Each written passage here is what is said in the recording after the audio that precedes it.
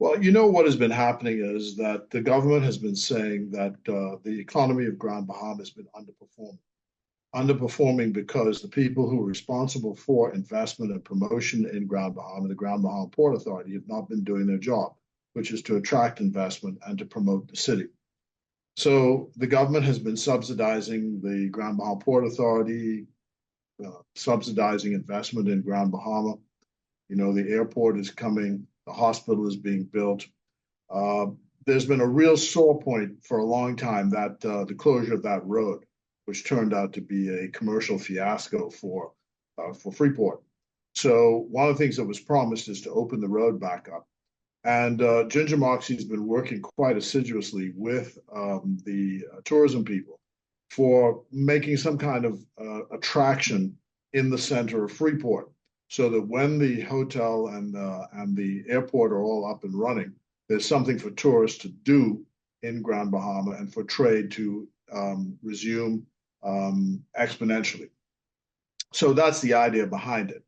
Now, I think that when you look at the language, the prime minister is really saying that when you take in totality the investment that is going to be necessary to get this all going, it may add up to that figure, but the actual purchase price is not $30 million.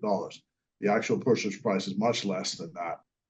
The negotiations are at an advanced stage for it, and of course, we're just waiting for the execution of it. But that's the idea behind it. Well, here's the thing.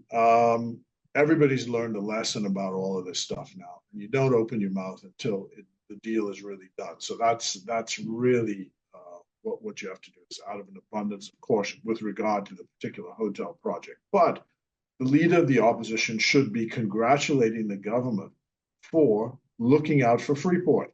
They're his constituents. These are jobs that will be created for his constituents. So how can you open your mouth and say it's not a good idea? Because that's what he's doing. He's damning us with faint praise. So I'm just saying that it is necessary for there to be investment in Grand Bahama. The Grand Bahama Port Authority is not doing what it's supposed to do, so the government has to step in, and this will be good for Grand Bahama. Ginger Moxie's been working quite hard on the project, and so we look forward to progress on that front. Well, he's got an election to face on the 1st of June, and so it's pretty hard going. It's a real scrap between them. And so he's got to be in the newspapers and in the face of the public saying, you know, I can do this or I can say this.